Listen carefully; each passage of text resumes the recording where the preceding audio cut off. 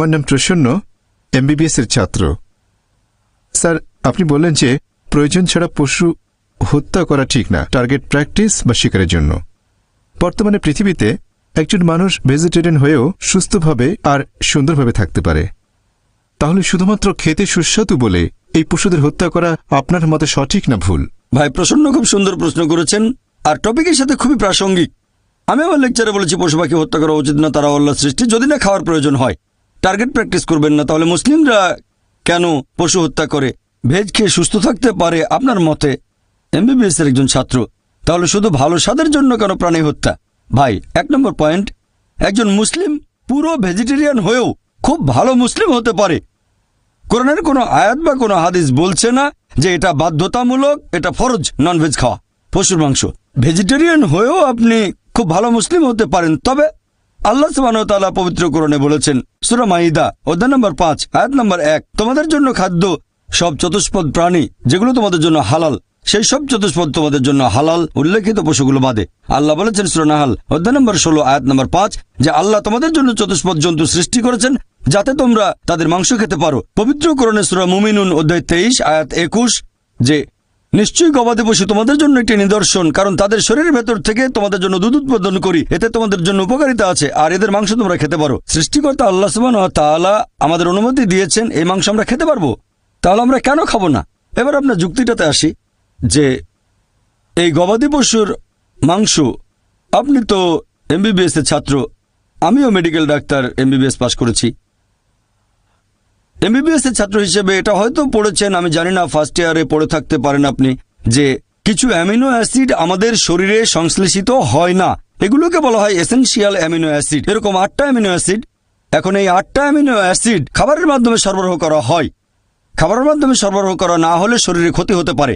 পৃথিবীর কোনো ভেজিটেবলে আপনি এই 8টা অ্যামিনো অ্যাসিডের সবগুলো পাবেন না, এরকম নেই। একমাত্র যে খাবার এই 8টা অ্যামিনো অ্যাসিডের সবগুলো সরবরাহ করে থাকে সেটা হচ্ছে মাংস, মাছ, মাংস জাতীয় খাবার। মাংস জাতীয় খাবারে থাকে প্রচুর প্রোটিন, অনেক ভিটামিন, প্রচুর আয়রন থাকে, এটা স্বাস্থ্যকর। তবে আমি জানি যে আপনি ননভেজ খাবার না খেয়েও স্বাস্থ্যবান থাকতে পারবেন, অবশ্যই এটা সম্ভব। আপনি সুষম খাদ্য খেলেন, নিয়মিত চেক আপ করালেন ইত্যাদি, সম্ভব বলছি না স্বাস্থ্যবান হতে পারবেন না। তবে খাবারটা যখন স্বাস্থ্যকর তখন খাবেন না কেন? অনেকে এখানে কারণ দেখায় যে আমরা পশুদের কষ্ট দিচ্ছি, এ ব্যাপারে পরে বলছি। এখন আপনি যদি তৃণভোজী প্রাণীদের দাঁতগুলো দেখেন, গরু, ছাগল, ভেড়া, তাদের দাঁতগুলো সমান, তারা শুধু শাকসবজি খায়, কখনো মাংস জাতীয় খাবার খাবে না। আবার যদি মাংসাশী প্রাণীদের দাঁতগুলো একটু খেয়াল করেন, বাঘ, চিতাবাঘ, সিংহ, এদের দাঁতগুলো সূচালো, দাঁতগুলো তীক্ষ্ণ, শুধু মাংস খায়, কখনো ঘাস খাবে না। এখন যদি মানুষের দাঁতগুলো দেখেন, আয়নার সামনে দাঁড়ালে দেখতে পাবেন, আমিও দাঁড়ালে দেখতে পাবো যে আল্লাহ তাআলা আমাদের সমান দাঁত এবং সূচালো দাঁত দুটোই দিয়েছেন। যদি আল্লাহ তাআলা, যদি সৃষ্টিকর্তা চাইতেন আমরা শুধু ভেজ খাবার খাবো, তাহলে এই সূচালো দাঁত দিলেন কেন? এখন আপনি মেডিকেল ছাত্র, সূচালো দাঁত মাংস খাওয়ার জন্য, এতেই প্রমাণ হয় আল্লাহ এটা দিয়েছেন ননভেজ খাবার খাওয়ার জন্য। এছাড়াও তৃণভোজী প্রাণীদের যে পরিপাকতন্ত্র, যেমন গরু, ছাগল, ভেড়া মাংস হজম করতে পারে না, শুধু শাকসবজি হজম করতে পারে। এরপর মাংসাশী প্রাণীদের পরিপাকতন্ত্র, বাঘ, চিতাবাঘ, সিংহ শুধু মাংস হজম করতে পারে, শাকসবজি হজম করতে পারে না। তবে আমাদের মানুষদের যে পরিপাকতন্ত্র, আপনি মেডিকেল ছাত্র তাই জানেন, আমরা ভেজ ননভেজ দুটোই হজম করতে পারি, ভেজিটেবল মাংস দুটোই হজম করতে পারি, মাংস হজম হয়। যদি আল্লাহ চাইতেন আমরা শুধু ভেজ খাবারই খাবো, তাহলে দুটোই হজম করতে পারা পরিপাকতন্ত্র কেন আমাদের দিয়েছেন এগুলো খাওয়ার জন্য। এবার আপনার প্রশ্নটা, অনেকের মধ্যে ভুল ধারণা আছে, হিন্দুদের অনেকেই ভাবে যে হিন্দু ধর্মগ্রন্থ ননভেজ খাবার খাওয়ার অনুমতি দেয় না। কোরআনের উদ্ধৃতি দিয়েছি, যদি আপনি হিন্দু ধর্মগ্রন্থ পড়েন, যদি পড়েন মনুস্মৃতি অধ্যায় নম্বর 5, মনুস্মৃতি অধ্যায় 5 অনুচ্ছেদ 30 এবং 31, বলা হয়েছে যে তুমি যদি কোনো পশুর মাংস খাও যেটার মাংস খাওয়ার জন্য, তাহলে কোনো পাপ করছো না, কারণ সর্বশক্তিমান ঈশ্বর কিছু পশুকে করেছেন খাদক এবং কিছুকে খাদ্য। মনুস্মৃতি অধ্যায় 5 অনুচ্ছেদ 31 যে তুমি যদি কোনো পশুকে বলি দাও, পশু উৎসর্গ করো, তুমি কোনো পাপ করছো না। মনুস্মৃতি অধ্যায় 5 অনুচ্ছেদ 39-40 বলা হয়েছে যে সর্বশক্তিমান ঈশ্বর কিছু পশুকে বানিয়েছেন উৎসর্গ করার জন্য, তাই উৎসর্গ করা পশুকে বলি দিলে হত্যা করা হবে না। মনুস্মৃতি অধ্যায় 5 অনুচ্ছেদ 41-42 বলছে যে একজন ব্রাহ্মণ যার জ্ঞান আছে আর যে সজ্ঞানে কোনো পশুকে উৎসর্গ করে তাহলে সেই পশু স্বর্গে যাবে আর সেই ব্রাহ্মণ স্বর্গে যাবে।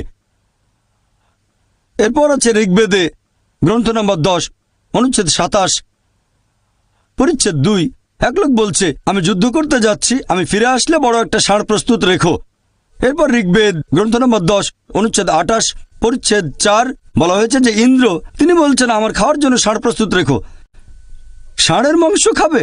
এরপর যদি পড়েন মহাভারত অনুশাসন পর্ব অধ্যায় নম্বর 88, সেখানে পড়লে দেখবেন কথাটা মনুস্মৃতিতেও আছে। অধ্যায় নম্বর 3 অনুচ্ছেদ 266 থেকে 277। যুধিষ্ঠির জিজ্ঞেস করল ভীষ্মকে, আমরা কি উৎসর্গ করব আজকের যজ্ঞে, মানে পূজায় উৎসর্গ হিসেবে, যাতে আমাদের পূর্বপুরুষেরা সন্তুষ্ট থাকবেন। তখন ভীষ্ম উত্তরে বললেন যে তুমি যদি শাকসবজি দাও, ভেজিটেবল, আমাদের পূর্বপুরুষরা সন্তুষ্ট থাকবেন 1 মাস। যদি মাছ দাও সন্তুষ্ট থাকবেন 2 মাস। যদি মাংস দাও সন্তুষ্ট থাকবেন 3 মাস। যদি খরগোশ দাও তাহলে সন্তুষ্ট থাকবেন 4 মাস। যদি ছাগলের মাংস দাও সন্তুষ্ট থাকবেন 5 মাস। শূকরের মাংস দিলে 6 মাস। হরিণের মাংস দিলে 7 মাস। আর পাখির মাংস দিলে 8 মাস। এভাবে আরো অনেক বলা হয়েছে। এটা হিন্দুদের ধর্মগ্রন্থ। এছাড়া আরো বলা হয়েছে মহিষের মাংস দিলে সন্তুষ্ট থাকবেন 11 মাস। যদি গরুর মাংস দাও তাহলে 12 মাস। আর গন্ডার মাংস দিলে সারা জীবনের জন্য। তাহলে হিন্দুদের ধর্মগ্রন্থ এটা বলছে। হিন্দুদের বিভিন্ন ধর্মগ্রন্থ আমাদের অনুমতি দিয়েছে যে আমরা ননভেজ খেতে পারবো, এমনকি গরুর মাংস। এটা আমার কথা না, সবগুলো রেফারেন্স বলেছি আমি, চেক করে দেখতে পারেন, এটা পুরোপুরি সঠিক। এবারে লজিক্যাল কারণটা একটু দেখি যে আমাদেরকে কেন পশু পাখির বিভিন্ন ক্ষতি করতে হবে। আমরা তো ননভেজ খাবার খেয়েই বেঁচে থাকতে পারি। মানুষ একটা লজিক দেখায় যে পশু হত্যা করা খুব বড় অপরাধ, আর একটা গাছ হত্যা করা কম অপরাধ, কারণ গাছের জীবন নেই, এটাই তাদের লজিক। আগেকার হিন্দু মুনি ঋষিরা ননভেজ খেতেন, গরুর মাংস তারা খেতেন, তবে তাদের প্রভাবিত করেছে জৈনরা।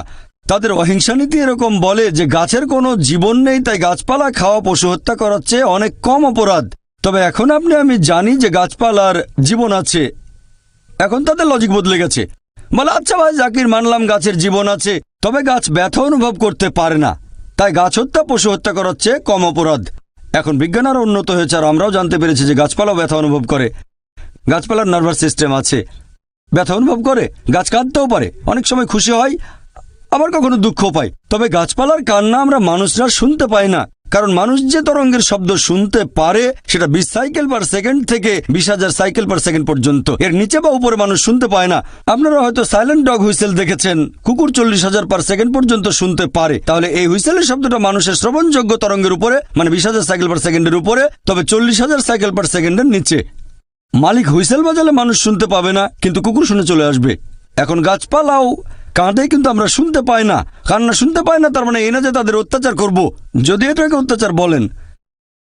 একবার এক লোক বলেছিল যে ভাই জাকির, আমি মানছি গাছপালার জীবন আছে, গাছপালা ব্যথা অনুভব করে, তবে গাছপালার ইন্দ্রিয় মাত্র 2-3টা, পশু পাখির 5টা ইন্দ্রিয়, এজন্য গাছ হত্যা করাটা ছোট অপরাধ পশু হত্যার চেয়ে। আমি বললাম আচ্ছা ভাই, তর্কের খাতিরে আপনার কথা মানলাম, গাছে 2টো ইন্দ্রিয়, পশু পাখির 5টা আছে। এখন ধরেন আপনার এক ভাই জন্ম থেকেই বোবা আর কালা, 2টো ইন্দ্রিয় কম, বলতে পারে না, শুনতে পারে না। বড় হওয়ার পরে একটা লোক তাকে মেরে ফেললো, তখন কি জজের কাছে গিয়ে বলবেন, ও মাই লর্ড, খুনিকে একটু কম শাস্তি দেবেন কারণ আমার ভাইয়ের 2টো ইন্দ্রিয় কম ছিল? আপনি তো বলবেন ওকে আরো বেশি শাস্তি দেন, আমার ভাই মাসুম, একেবারে নিষ্পাপ, আমার ভাইকে মারলো কিভাবে? ইসলামিক লজিক এভাবে বলে না যে 2টো ইন্দ্রিয় কম বা বেশি। আল্লাহ পবিত্র কোরআনে বলেছেন সূরা বাকারা অধ্যায় 2 আয়াত 168, তোমাদের যে ভালো খাদ্যবস্তু দিয়েছি তা থেকে তোমরা আহার করো, ভালোটা খাবেন, খারাপটা খাবেন না। খেয়াল করলে দেখবেন যে গবাদি পশু যদি হত্যা না করেন, গবাদি পশুর জীবনচক্র বেশ ছোট, দ্রুত বংশ বিস্তার করে এরা। খাবারের জন্য গবাদি পশু হত্যা না করলে একসময় মাত্রাতিরিক্ত গবাদি পশু সমস্যা হয়ে দাঁড়াবে। গরু, ছাগল, ভেড়া খুব দ্রুত বংশ বিস্তার করে এরা। আর একজন ভারতীয় যদি ননভেজ খাবার খেতে না চায় তাতে আমার কোনো সমস্যা নেই। আপনি ননভেজ না খেতে চাইলে আমার তাতে কোনো সমস্যা নেই। ব্যক্তিগতভাবে আমি খুশি, কারণ সব ভারতীয় আর হিন্দুরা ননভেজ খাওয়া শুরু করলে তো মাংসের দাম অনেক বেড়ে যাবে।